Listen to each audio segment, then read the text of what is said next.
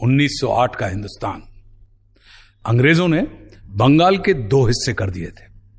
आजादी की लड़ाई में जुटी कांग्रेस भी 1907 के सूरत अधिवेशन के बाद नरम और गरम दल में बट गई थी।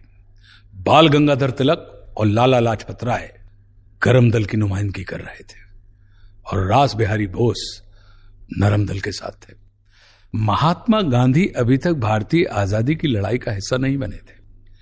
आजादी की लड़ाई को नए तेवर देने के लिए देश नए नायकों की खोज कर रहा था और यही कदम पड़े इस नौजवान के, जिसकी जिंदगी की किताब में भय के लिए कोई जगह नहीं थी।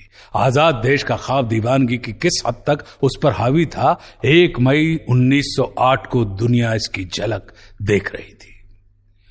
पटना से नेपाल के रास्ते पर बसे मुजफ्फरपुर शहर के लिए शुक्रवार 1 मई की सुबह बेहद अलहदा थी। सिर्फ 3 दशक पहले ही प्रशासनिक कामकाज के लिए तैयार किए गए शहर के रेलवे स्टेशन पर लोगों की भीड़ लगातार बढ़ती जा रही थी।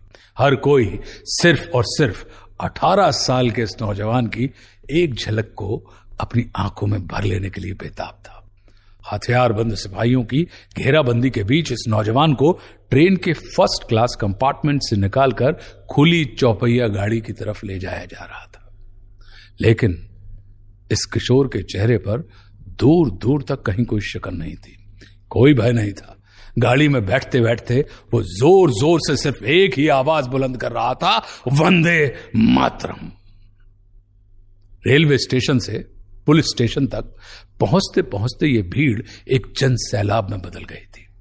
कुछ देर बाद इस नौजवान को मजिस्ट्रेट के सामने पेश किया जाना था। इस नौजवान पर आरोप था कि अपने साथी के साथ मिलकर डिस्ट्रिक्ट मजिस्ट्रेट डगलस किंग्सफोर्ड की गाड़ी पर बम से किए गए हमले का, जिसमें उनकी जान तो बच गई थी, लेकिन उनसे आगे चल रही गाड़ी में सवार 2 ब्रिटिश महिलाओं की मौत हो गई थी। देश की आजादी की लड़ाई में जुटा 18 साल का यह नौजवान था खुदीराम बोस।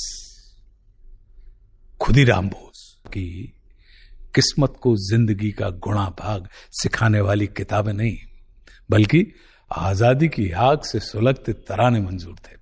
अरविंदो घोष और सिस्टर निवेदिता के भाषण किशोर खुदीराम के दिलो दिमाग पर छा गए थे। बंग भंग के ऐलान के साल में यह किशोर आजादी के आंदोलन का दीवाना बन चुका था। पहली गिरफ्तारी हुई महज 15 साल की उम्र में। तब आरोप लगा कि अंग्रेजी हुकूमत के खिलाफ यह लड़का पर्चे लिखकर बांटता है। 17 साल की उम्र में यह लड़का अनुशीलन समिति का सक्रिय सदस्य बन चुका था। वही अनुशीलन समिति अरविंदो घोष और वारिंद्र घोष की अगुवाई में चलने वाली, हथियारों की दम पर अंग्रेजी हुकूमत के हिंदुस्तान से बाहर खदेड़ देने की कसम उठाने वाली, आजादी के आंदोलन को शुरुआती शक्ल देने वाली अनुशीलन समिति।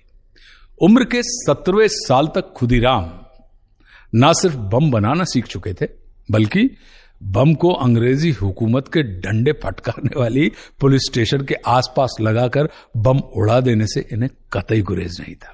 और अनुशीलन समिति के निशाने पर था एक क्रूर अंग्रेज, Douglas H Kingsford, chief presidency magistrate of Calcutta. Muzaffarpur के पहले कलकत्ता हाईकोर्ट में काम कर रहे किंग्सफोर्ड के क्रूर और निर्मम फैसले से आम जनमानस में बेहद नाराजगी थी।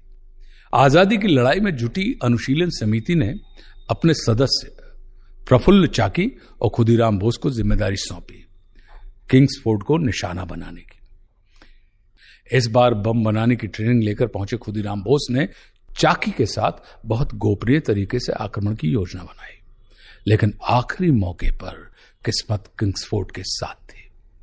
हमले के बाद पुलिस की पकड़ से बचने के लिए प्रफुल्ल और खुदीराम दोनों अलग अलग रास्तों से भाग निकले, लेकिन अगली सुबह दोनों पुलिस की गिरफ्त में थे। पुलिस की पकड़ से बचने के लिए प्रफुल्ल ने आखिरी बची गोली से खुद की जान ले ली। खुदीराम को ट्रायल के लिए मुजफ्फरपुर लाया गया। देश के 6 नामी वकीलों ने बिना कोई फीस लिए खुदीराम बोस का केस लड़ा, लेकिन मजिस्ट्रेट वुडमन ने खुदीराम को फांसी की सजा सुनाई। इस मौके पर भी खुदीराम के चेहरे पर दूर दूर तक भय की कोई लकीर नहीं थी। खुदीराम हर बार की तरह मुस्कुरा रहे थे। हैरान परेशान जज ने पूछ डाला, इस फैसले का मतलब जानते हो? हाँ, बहुत अच्छे से। लेकिन अदालत का फैसला नहीं बदला। 11 अगस्त मंगलवार के दिन सुबह 6 बजे खुदीराम बोस को फांसी पर चढ़ाया जाना था। खुदीराम जब फांसी के फंदे के बिल्कुल करीब पहुंचे तो उन्होंने अधिकारियों से भागवत गीता की मांग की। पहले गीता को अपने मस्तक से लगाया और फिर से खोलकर श्लोक पढ़ने शुरू कर दिए। अंग्रेज अधिकारी ने खुदीराम से उनकी आखिरी इच्छा पूछी तो उसके जवाब को सुनकर वो सन्न रह गया।